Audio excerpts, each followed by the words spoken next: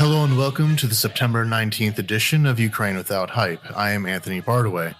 September is the beginning of the school year, and for children in Ukraine, that means having to deal with a whole host of different problems, from Russian bombs to even the psychological trauma of being at war and what that has to do with education. To answer some of these questions later on in the episode, we'll be talking to Yasmin Sherif, the head of Education Cannot Wait, a fund connected to UNICEF that seeks to provide funding and support for various programs in Ukraine to make sure that children can have an education during this awful time. However, before we get to that interview, we do have some news items to get through. I'll be keeping these relatively brief. This will not be a news roundup episode. This is an interview episode more than anything else, but still, events did occur.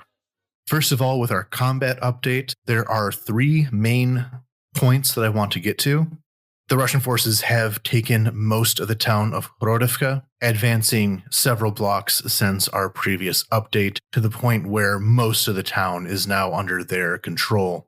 While turning to the area south where the Russians are doing the most of their advances in that section, Russians are trying desperately to surround a large Ukrainian pocket in that sector, while the Ukrainians are trying to withdraw out of it in good order. Next, looking at Vovchansk, something is going on at the aggregate plant. We discussed quite a while ago how there was a factory, essentially, in the southernmost area where the Russians control in the town of Vovchansk. Though looking from the aerial photographs of this city, very little of a city exists anymore in the fighting. But the Russians were able to hold on to this factory for several months at this point, being resupplied largely via drone. They are cut off from the rest of Russian forces by just a couple of blocks, but those couple of blocks make resupply very difficult.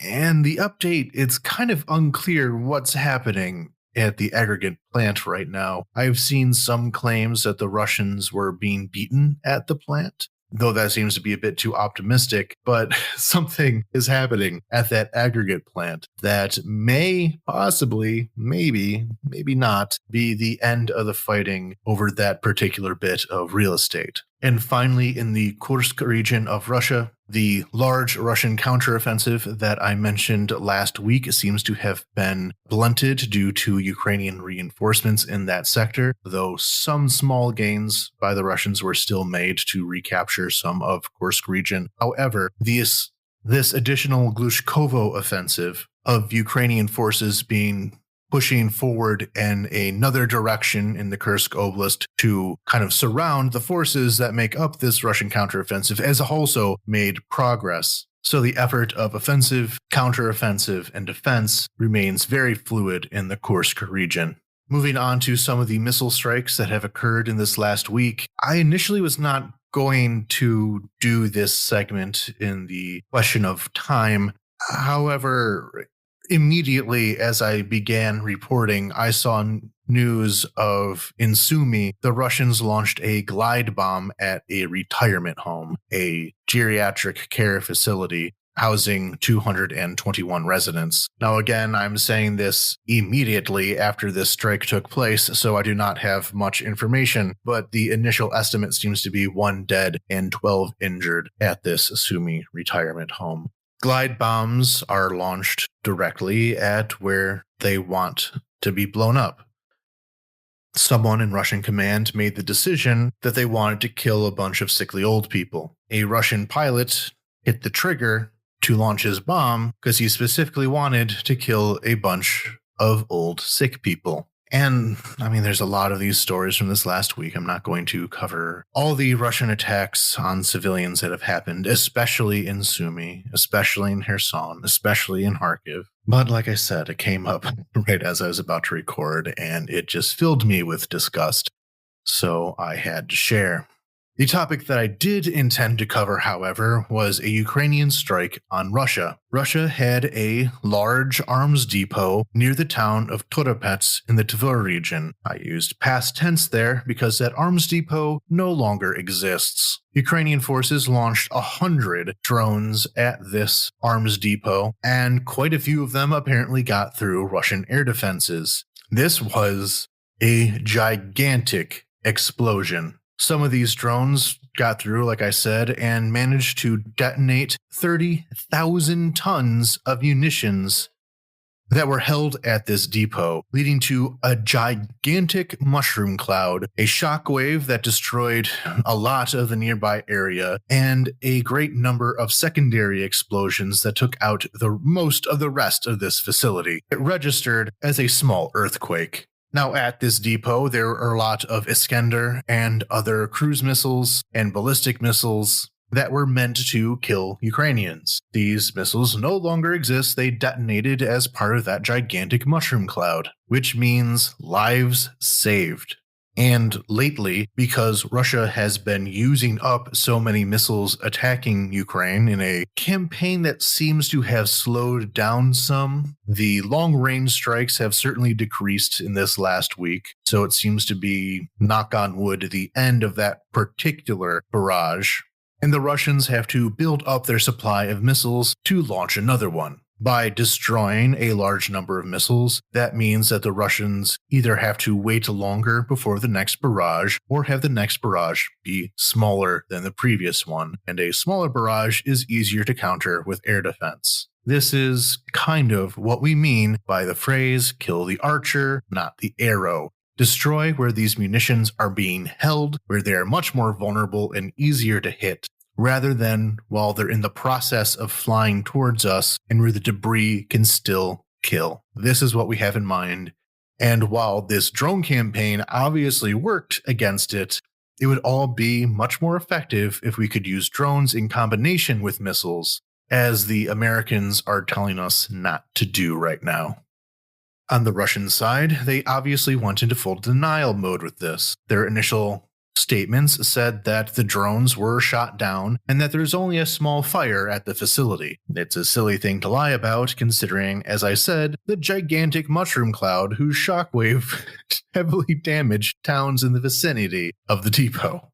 Just an obvious blatant lie, because that's what they always have to do. Some Russian propagandists were claiming that the video of said mushroom cloud was actually something in Ukraine blowing up, not something in Russia. As always, nonsense, nonsense, nonsense, which will be our next topic this episode. But the last thing I want to say about this attack is that there were some very curious comments by the former Deputy Defense Minister about this location.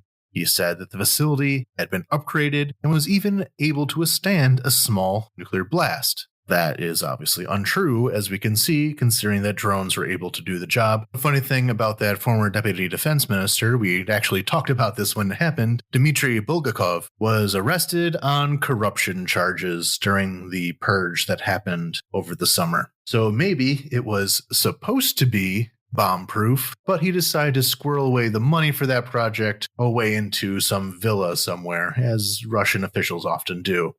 Moving on to our next news update is that, well, we already had a two-parter about misinformation, so I'm going to give it some time to refresh before going too deep on the topic again. Let the story cook a little bit more. However, we still have to talk about this very interesting update on it, which was that the German newspaper Süddeutsche Zeitung was able to get a hold of some leaked digital documents showing some of the extent of Russia's campaign of paying off social media and news, I guess you can call it, influencers, in order to push Russian propaganda narratives. This data leak released so very many incidences of Russia paying off influencers to boost their propaganda for them. And there was even a recruitment strategy of always keeping their eyes out for potential opinion leaders that they could recruit to say what they wanted them to say. And also in this leak, we found that Essentially, every single pro-Russian narrative that we have seen throughout the course of this war has more or less been promoted directly by Russia and paid for by Russian money. Just about everything. Top to bottom, almost nothing is organic. It is all Russia directed. And the first part of that is the narrative of where does the money go? This is referring to how people in the United States and Europe are asking questions about what exactly their money is being spent on in Ukraine. If you're on Twitter today, you'll see that there is yet another ignoramus who is currently in Kiev to spread pro-Russian propaganda. It's kind of crazy how this is still a thing that happens over and over again. But his main thesis is asking, where's American money going? Because look at these buildings and apartments and cars that people have. That's where your money is being paid for. And do I necessarily want to accuse this unnamed person of taking Russian money? It's a possibility. I'm not saying no to that one because this is what they do. Some other major focuses of these misinformation narratives were various things discrediting the Ukrainian army. At one point, they tried to spread a fake of former Commander Zaluzhny vacationing in Cyprus. What they did was take a photograph of Zaluzhny at a beach on the Azov Sea, I believe in Mariupol, from 2018, and pass it off as a recent thing of, oh, the Ukrainian commanders are off having their vacations in their Mediterranean villas or whatever the case may be. Well, Ukrainians have to stay in the country and fight the war that they're forced to fight. And that was a pretty big one, I remembered at the time. This was during the Battle for Bakhmut, and yes, that was just spread by the Russians. A lot of the other narratives were geared towards various countries that they're operating in. In Germany, of course, their main focus was boosting the popularity of the Alternative for Germany party by spreading fake stories about immigrants to convince people that immigrants were evil and they needed to vote for the Alternative for Germany party in order to fight against immigration. Alternative for Germany has always had a very close connection to Russia. They support Russia in every way. During the Crimean illegal referendum, AfD even sent observers to Crimea to confirm the Russian annexation. And interestingly enough, since they are such an anti-immigrant party, they tend to have a lot of support from Russian immigrants to Germany. Immigration for me, but not for thee. The ever-present story of immigration in many countries. And then in Israel, Haaretz had released these documents from Süddeutsche Zeitung in the Israeli context, where they showed that these Russian paid-for narratives were doing a lot to boost Prime Minister Netanyahu. Netanyahu has taken a lot of criticism, not just during this war, but before the war, there is a major protest movement demanding for him to step out of office. And with the beginning of the Gaza war, his management of both October 7th and then the war as it proceeded from there has led to tremendous amount of protests. And so the Russians have to come in with their Russian money to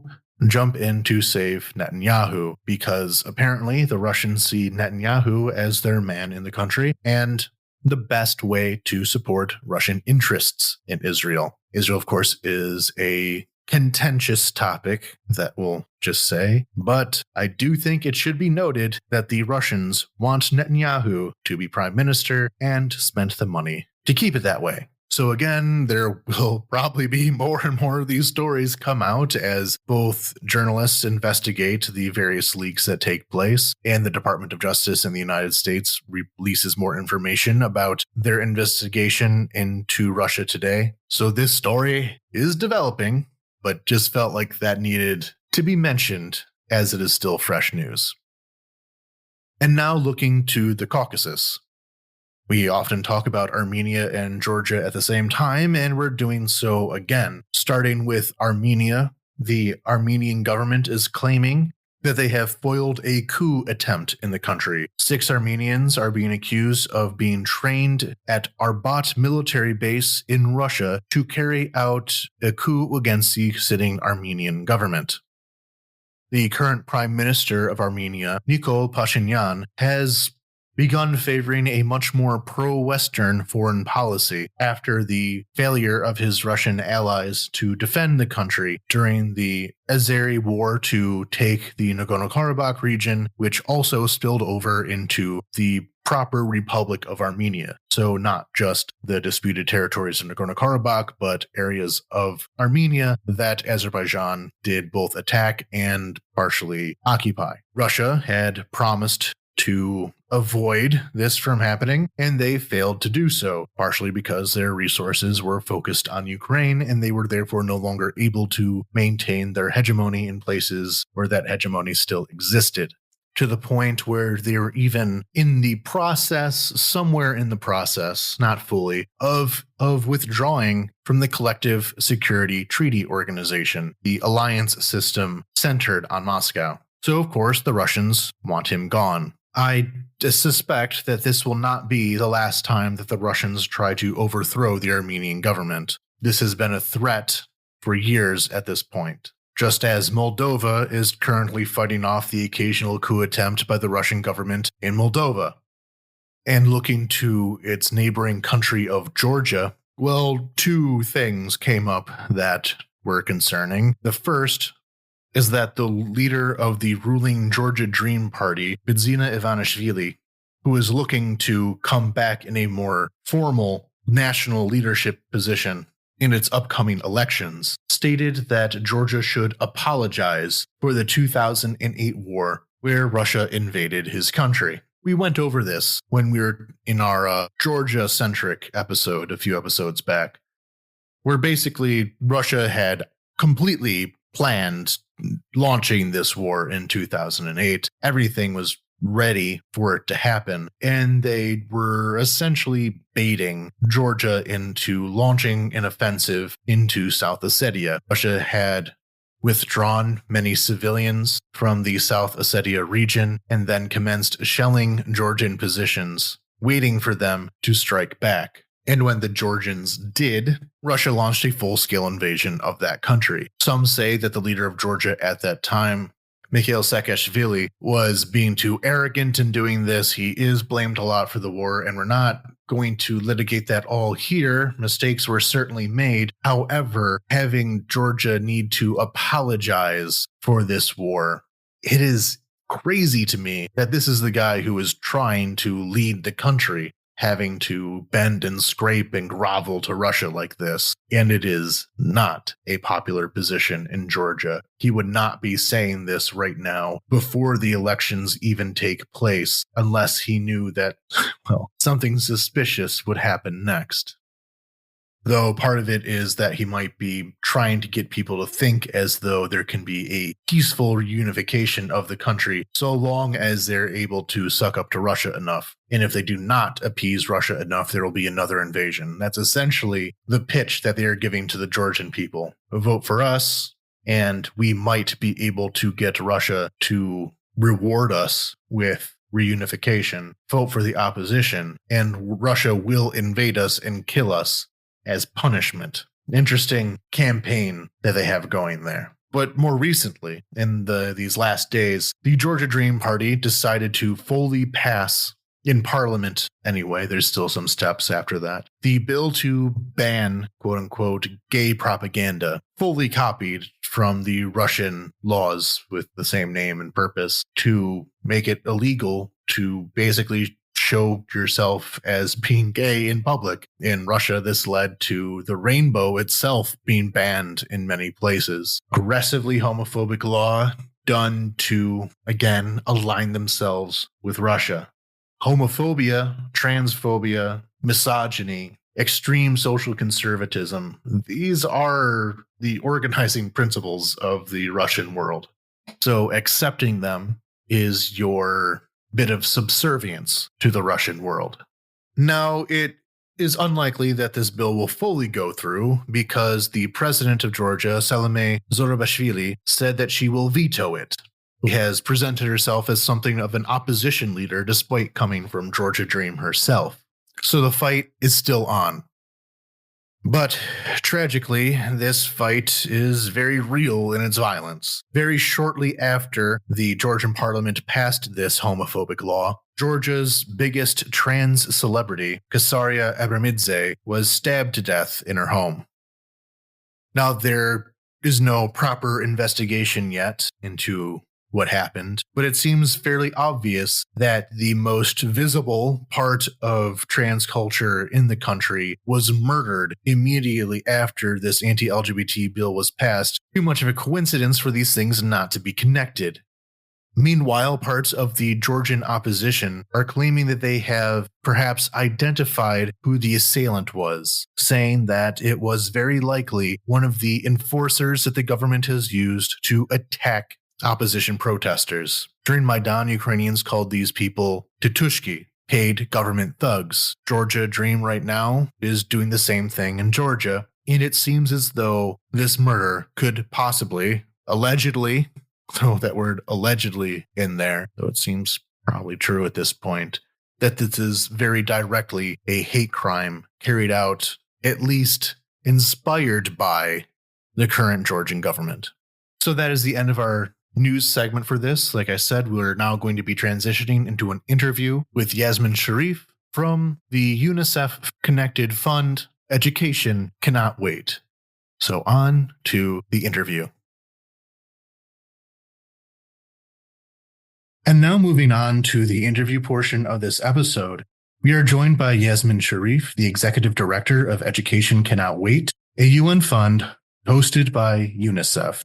So Education Cannot Wait has been doing a great deal of work in Ukraine even before the full-scale invasion and has expanded greatly, especially within this last year that I've been seeing.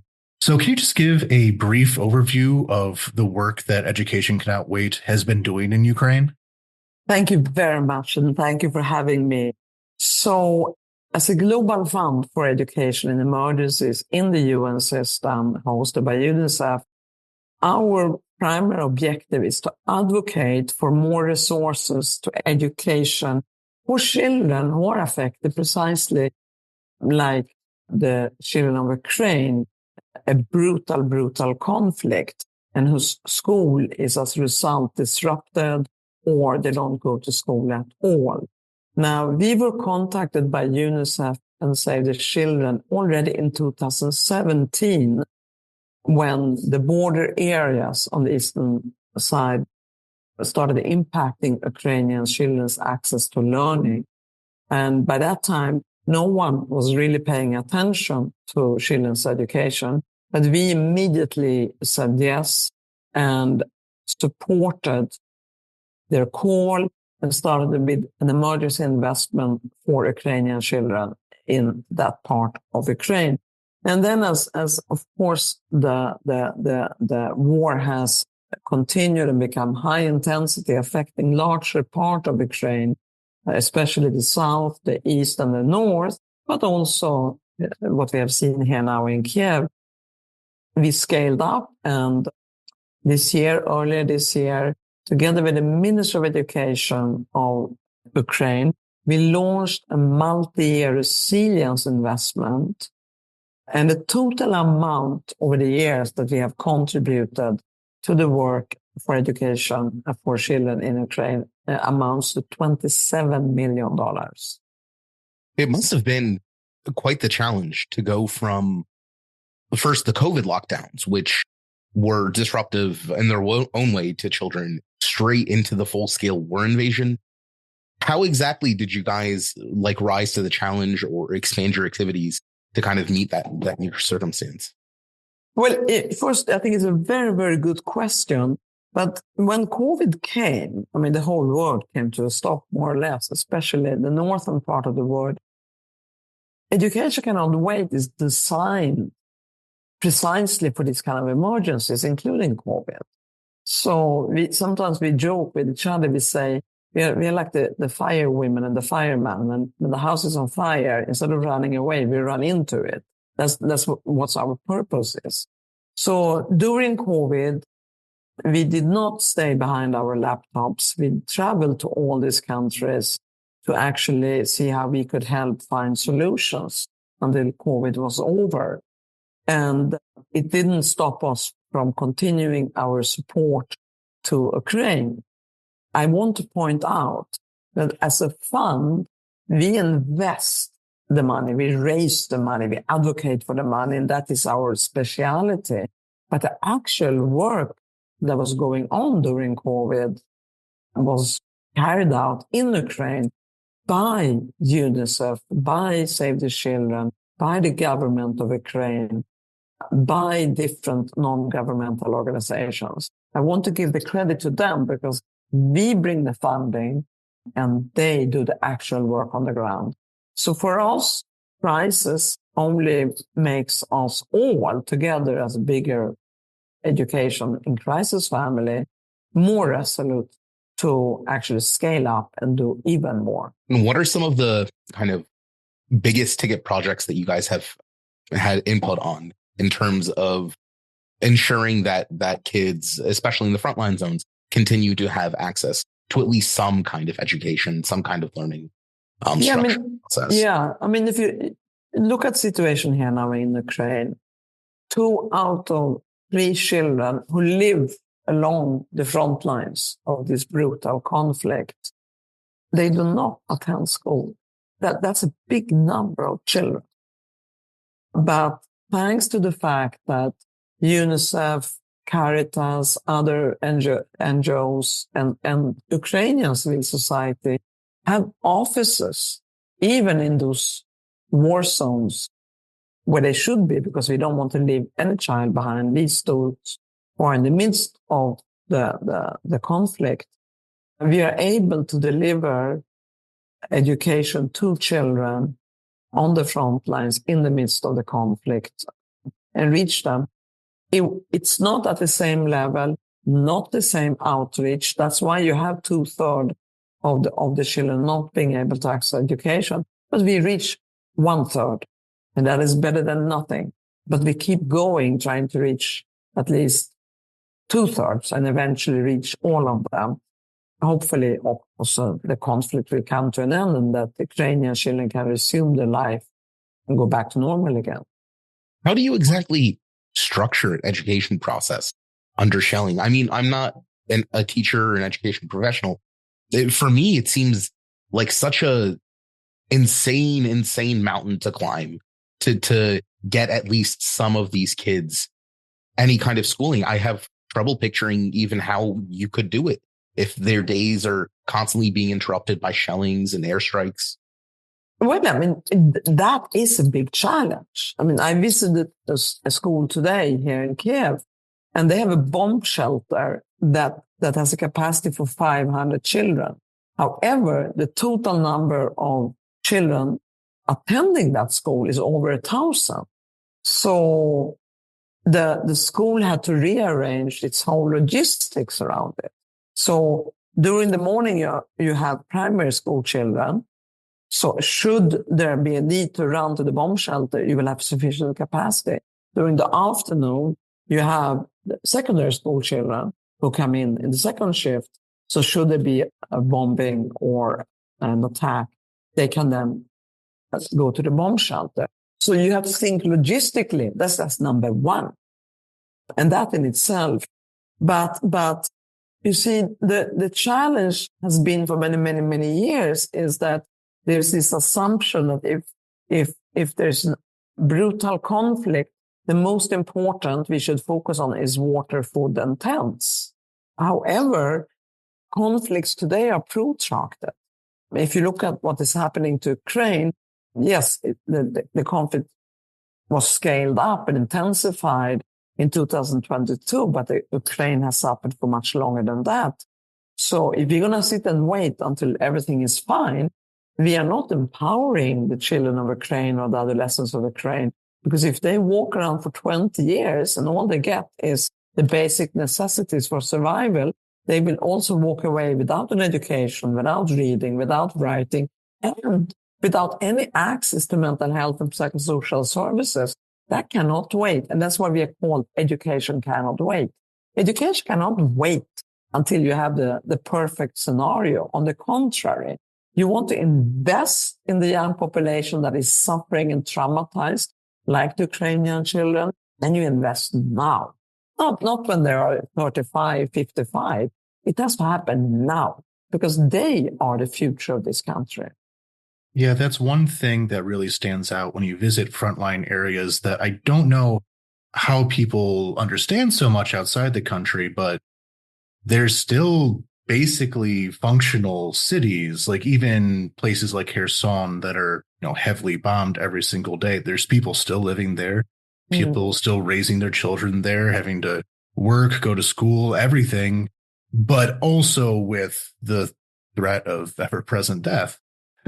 So I think that is a good segue into one of the first things that come up in your multi-year resilience program. Yeah. Physical learning environments in war-affected communities are safe and accessible to ensure access to education for girls, boys, and adolescents. So what is the main program there of just physical learning environments? Well, physical is, many Ukrainian children are continuing the learning via remote. And we have worked with an organization called the Global Business Coalition for Education. And they have provided, through the government of Ukraine and through Education Cannot Wait as a partner and member, $50 million of remote learning devices. Okay, so that they have computer, they have laptops and so forth. But that alone, and that makes a huge difference, but alone will not replace the physical need for teacher, children, and create a protective learning environment. And so that's what the multi-year resilience program does, is to ensure that every school has bomb shelters, is to ensure that children can enjoy the minimum degree of learning without being killed during the school day. And it's a difficult challenge. Bomb shelter is one. Building a new school further away from the immediate front line is another one. So that's on the physical side, but also not to forget the mental and emotional side, which is just as important, is that the strong emphasis on mental health and psychosocial services. Because Ukrainian children are traumatized. I before coming to Ukraine last year, I was in Moldova, where we support Ukrainian children and Moldovan host communities with education, working with the government of Moldova. And they had come from the eastern side, I think, because it's closer to Moldova, into Moldova. They were severely traumatized. So we can build as many schools as we want, but if they have a trauma that will be lifelong, unless we provide that mental health now, we will also see many losses in the future potential of this country. Actually, what I wanted to ask about, because I mean, it's been 20 years since I was a kid, but I watch the kids every time there's an air raid. They march out of school, their teachers, they march them out of their classrooms, they march them to the nearest bomb shelters and back again. And sometimes we have these air raids, 4, 5, 6 times a day, depending. And that's in Kyiv, of course. That's not even closer to the front when these alarms are almost constant. And I always, look at these kids and I think to myself, what's going through their heads? How are they rationalizing the situation to themselves? Because I frankly don't know how I would have dealt with my teachers telling me, oh, we have to stop our lessons or stop this test or whatever, get up and go into the shelter because otherwise, a missile might kill us or something. When we talk about like this mental health support, what exactly are we talking about in terms of concrete actions for these kids to kind of ameliorate their trauma, or for their educators to help them manage the stress of the situation? I think important question.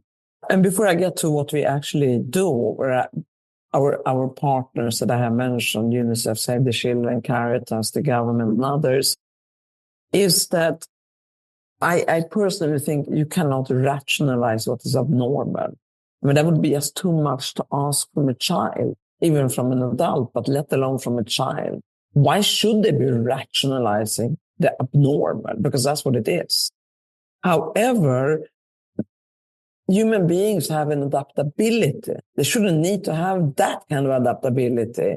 So the children develop some sort of, well, they adapt to the situation. But that is not the same as healing. It's just a survival skill for the time being. And that's why mental health and psychosocial services are so very important. Because without it, it would be for us saying, rationalize that, pick up your adaptability, surviving skills. I mean, if that's most cruel you can tell or expect from a child. So what I saw today and what I've learned from my colleagues at UNICEF is that, first of all, many schools, including in Kiev, and you mentioned Kiev, became shelters for the communities. You know, when they had to run, they had to find a place and came to the schools. And that has now turned into a sort of community, social cohesion, resilience building, because the community has come stronger together. They're coming together. The parents are very involved. Children, the teacher, the school administration, neighbors, people are involved because there are like the human protection mental mechanism. So that's one way how the school has served, is that social cohesion, and that is what is being supported through our investments. The other, what I saw today, is the way that the psychologists and the teachers were managing the children is precisely to, there's a lot of, I would say, the exercises I were part of today is everyone, you know, you hold each other in the ring. This is not like sit in your classroom now and sit behind your desk and we're going to do A, B, C. No, it's really literally standing together or sitting together, feeling a feeling. If you really feel safe with me right now, press your hand. And then the next one presses and and it comes back to the teacher and everyone begins to feel safe. And then there are other questions like that, which I find very profound. And I think I could see it all ended with a big group hug with all the children and the teachers. And then we moved from that to the beauty of art. So we were all sitting down and the children could play with beauty and they could create candles, which is quite exciting. I've never seen anything like that. But real candles that you can burn, beautiful flowers. And so I think it is what these exercises are doing. They're bringing out the emotional sense of safety, need of safety, rather than telling the children to suppress those feelings. They're actually letting them out. They're letting them feel safety by being together. And then, because of the ugliness of this brutal war, they get to be the creators of beauty, that they can proudly show up. These are very deep psychological ways of dealing with a child in trauma. So yeah, it's worth every cent that we have invested. You know, people talk a lot about Ukrainian resilience, especially closer to the start of the war, when everyone, especially in the Western press, people were very surprised by how Ukrainians came together in these mutual aid groups, how they would help each other, how steadfast they seemed. But it really looks to me that it's these kinds of actions that build this resiliency, right? It didn't come out of nowhere. It's, I think, that specific attitude of really considering people's psychological needs and working towards that in very concrete ways of really just literally making kids feel safe. I think that's what creates this resiliency. It's not magic or culture. It's just caring for how people feel. Yeah, I mean, I must say that, first of all, I find Ukrainian people very warm and very open. That's an art in itself. Because in many cultures, you're not supposed to show feelings. You just repress it. But they are very open, and that allows them to be very warm people. They have suffered a lot. And I think suffering is a horrible thing, but the positive thing that comes out of it is that you become very resilient. So you can see in the Ukrainian people the suffering they've gone through, but instead of becoming destructive, they're actually becoming resilient and more loving and more warm and more generous. So I think a lot of that sense of steadfastness and resilience and warmth and humanity in them comes out of the fact that they have gone through a lot of suffering together. And they have also not been afraid of showing their feelings. And I'm just amazed by the generosity and kindness of these people from the moment I stepped off the train. And what are some of the direct programs that your organization is doing, not just in Kyiv, but throughout the country to kind of further this goal? Well, we have rehabilitated 65 education facilities. We have provided cash grants to 968 hub schools. We provided school supplies to nearly 700,000 children. We have created 200 Spill No Child spots, which are child-friendly spaces, which are important for the reasons that we have discussed. We have, it's everything, training teachers. 10% of the teacher workforce are now they're either refugees or internally displaced. So it's the entire package of what needs to be done. ECW has invested in. But again, I want to point out that the ones on the ground doing this are our partners, the government, the Ministry of Education, UNICEF, local Ukrainian organizations, Save the Children, Charities, and many others. But yes, it's a broad spectrum. You were to pull out all of these partners and you pull out ECW, I would be very worried about Ukraine's children and their access to education. I do want to look now at the Ministry of Education in particular. In your second outcome goal in this document, learning outcomes are improved through ensuring equal access to quality education under new Ukrainian school and vocational educational training. For listeners, the new Ukrainian school is basically the raft of reforms that occurred in the post-Maidan era to bring the Ukrainian education system out of like a Soviet system into a more modern European system. Though within the last year, especially, a lot of the funding for that did have to be cut due to the tight restrictions on the Ukrainian budget. But one thing that did happen through these years was organizational reforms in the education system that brought a lot of the smaller, lesser funded, less effective schools and kind of consolidating them into larger, better funded, better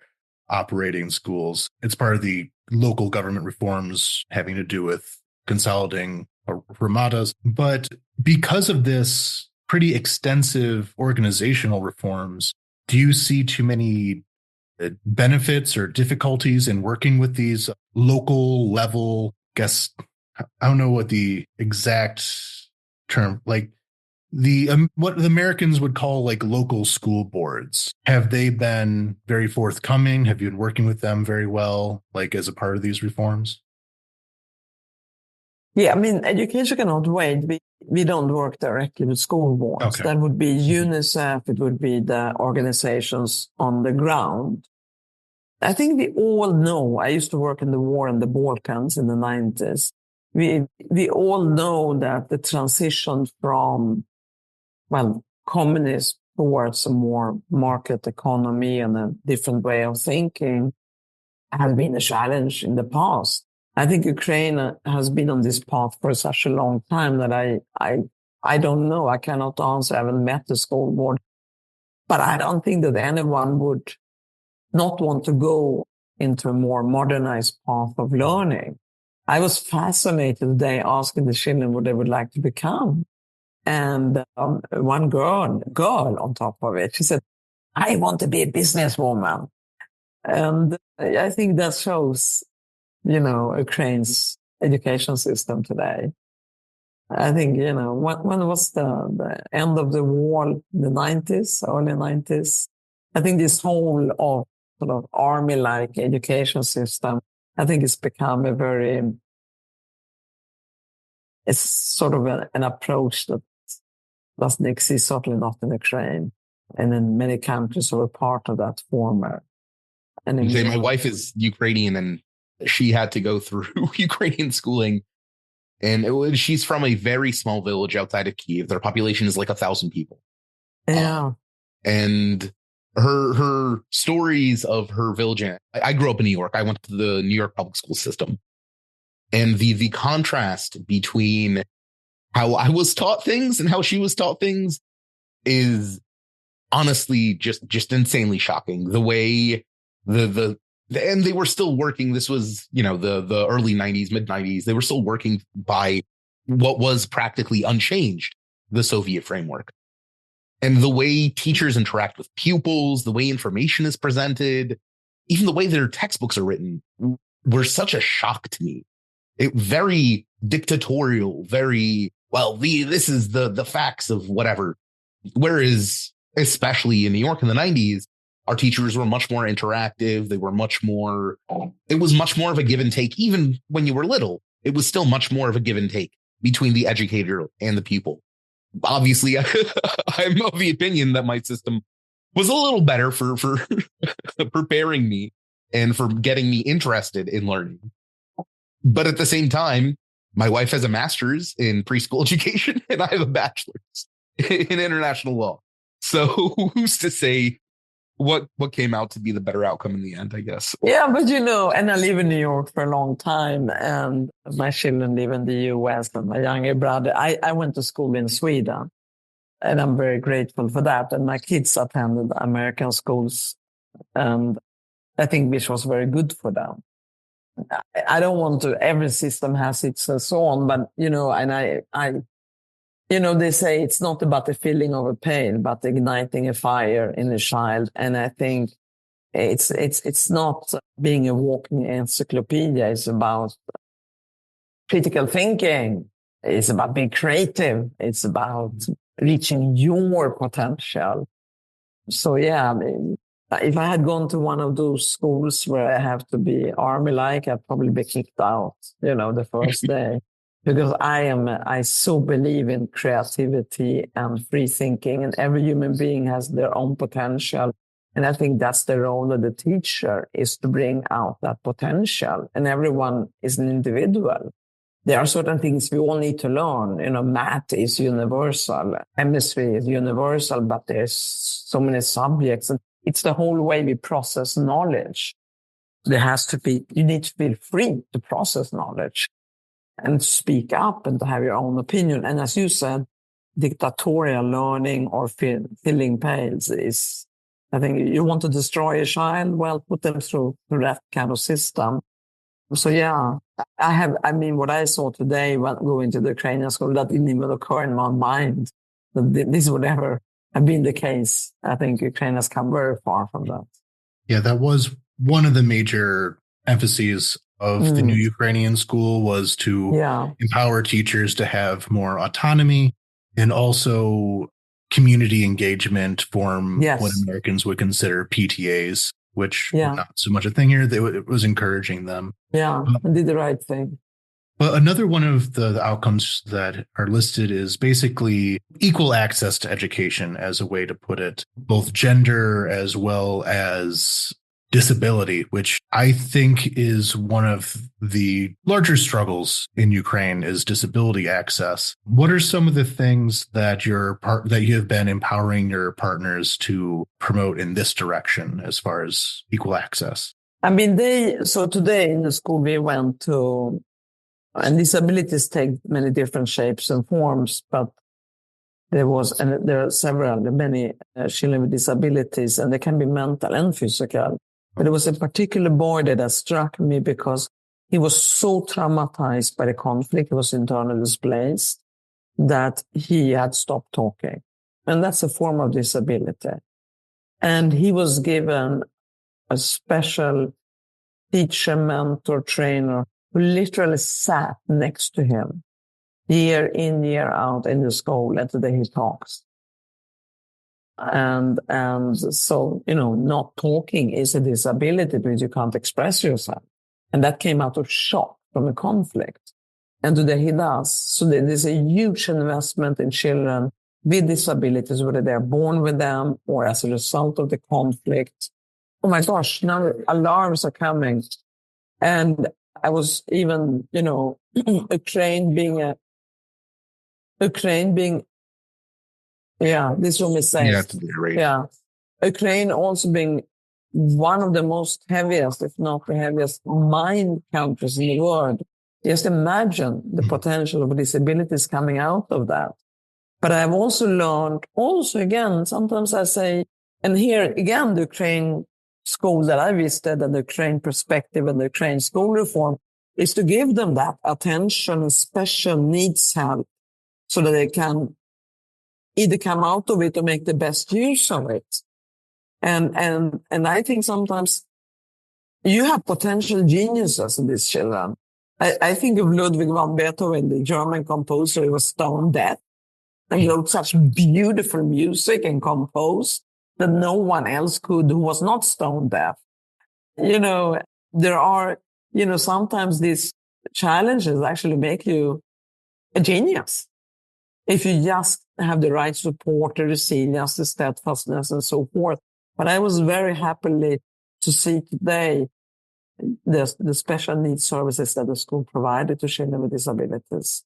So that is part also of that reform. So whatever reforms have been undertaken by the Ministry of Education of Ukraine, they are being implemented.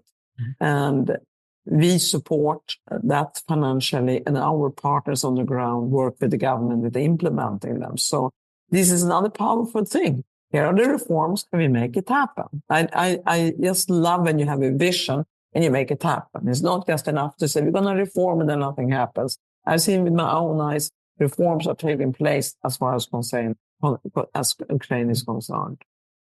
So earlier on in the discussion, you were mentioning how part of what you do is helping with access to remote learning. Before, of course, during COVID, one thing that I've noticed when talking to schools in frontline areas is that because of COVID, then there was a push to do remote learning tools just for that reason, which they have found very, very useful for the current situation. So when you are helping people with these remote learning opportunities, are you often dealing with pre-existing programs, or are a lot of these programs having to be completely new? And what more can you say on remote learning?